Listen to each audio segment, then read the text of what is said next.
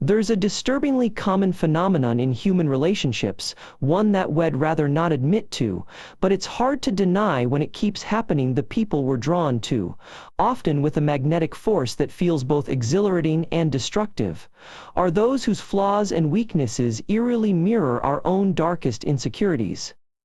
But why do we repeatedly attract partners who embody the very things we try to hide about ourselves? Perhaps you've noticed this pattern in your own life, how the toxic boyfriend or girlfriend, the narcissistic sibling, even the manipulative friend has a certain way of making you feel seen, validated, and understood, even as they chip away at your self-esteem.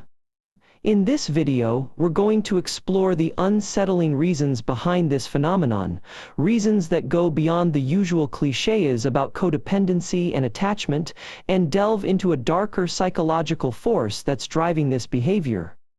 When we're drawn to partners who mirror our deepest insecurities, it's not about seeking love or connection. It's actually about seeking validation and a sense of control over the very things that make us feel inadequate. It's ironic that we often try to overcome our insecurities by replicating them in our relationships, rather than facing and healing them within ourselves. By attracting partners who reflect our darker selves, we're unconsciously trying to prove to ourselves that we're worthy and deserving of love, despite our insecurities. This phenomenon is a classic example of the self-fulfilling prophecy, where our deepest fears and insecurities become the very things that we try to attract and control in our lives. The reason we're so drawn to partners who mirror our insecurities is that it's the fastest way to access the validation, attention, and emotional response that our ego craves, and yet secretly fears it won't receive otherwise. In order to break this self-destructive pattern, we must first acknowledge the fear of being alone and unlovable that drives us to seek validation through toxic attractions, and then begin to heal the wounds of our childhood and build a more secure sense of self-worth.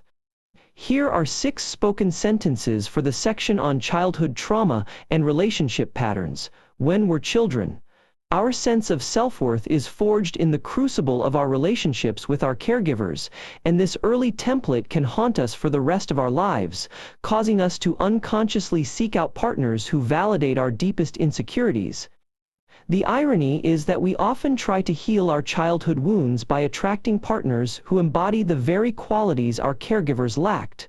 But in doing so, we end up recreating the same traumatic patterns, ensuring that our deep-seated fears and insecurities remain perpetually unaddressed. This phenomenon is a fundamental expression of the human psyche's drive for self-protection and validation, as we attempt to recreate the external environment that we experienced during our formative years, even if it means sabotaging our current relationships in the process. We might think we're making rational choices about what we want in a partner, but in reality, our attraction is often a desperate attempt to recapture the fleeting sense of connection and validation we experienced in our earliest relationships, which is why we may be drawn to people who are simultaneously charming and terrifying. The truth is, our ego has a vested interest in maintaining the status quo of our childhood narrative, even if it means reliving the same trauma over and over again. Because this familiar script provides a sense of familiarity and control in an otherwise chaotic world, no matter how painful or unfulfilling it may be. By recognizing the invisible script that's driving our relationship choices, we can begin to break free from the cycle of self-deception that's been holding us back, and instead, create the kind of relationships that allow us to grow, learn, and evolve into the people we're truly meant to be. When we attract individuals who mirror our deepest insecurities, it's not always about finding someone who perfectly understands us. It's about creating a scenario where we're forced to confront the darkest corners of our own psyche. On the surface, it may seem like we're searching for validation, but in reality, we're seeking to validate our own deepest fears.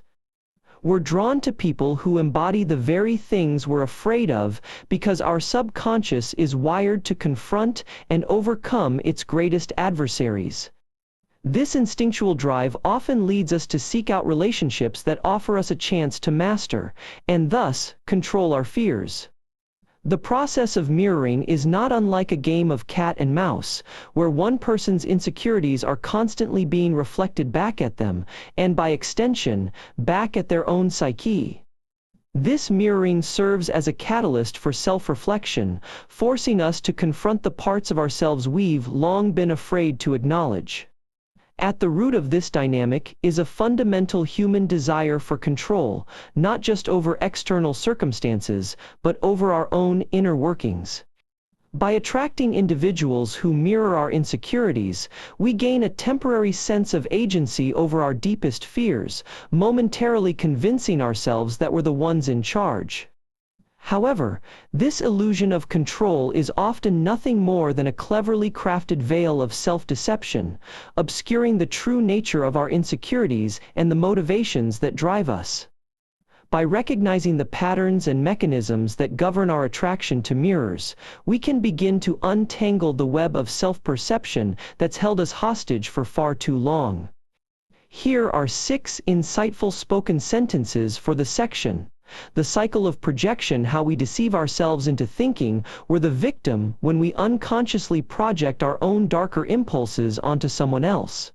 We create a scenario where we can simultaneously experience a sense of control and a victimhood narrative, allowing us to maintain our precarious sense of self-righteousness.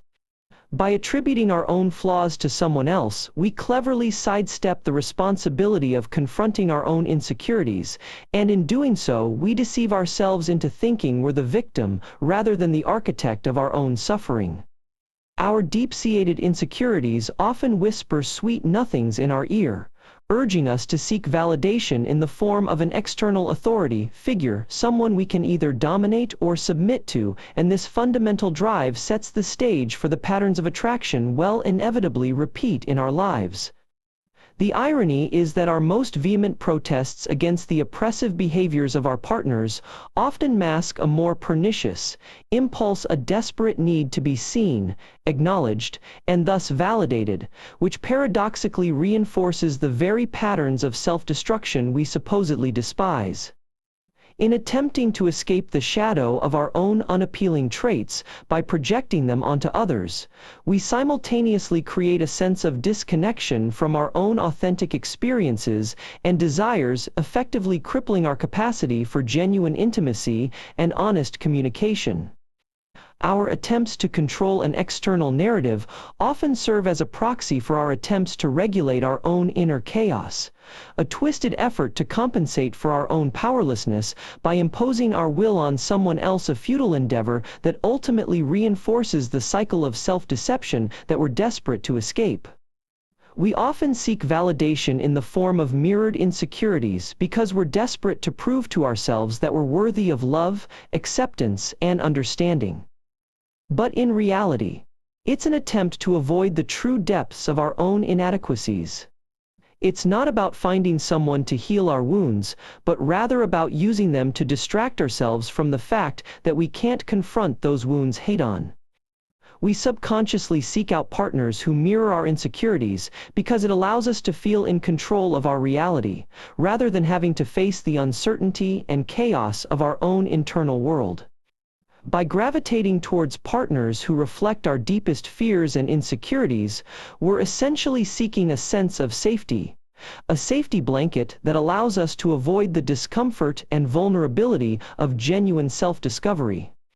The reason we attract partners who mirror our insecurities is not because of a twisted form of cosmic coincidence, but rather because it serves as a desperate attempt to avoid our true nature and hide from the darkness within ourselves. At the end of the day, it's not about finding someone who perfectly complements our flaws, it's about facing the darkest parts of ourselves and embracing the imperfections that make us human, rather than trying to mask them behind a facade of self-acceptance.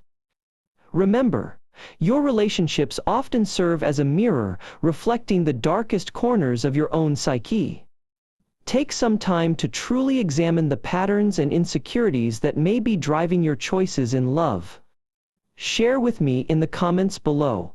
What have you observed about the connections between your insecurities and your partners? And be sure to like, subscribe, and hit the notification bell for more insights on human psychology.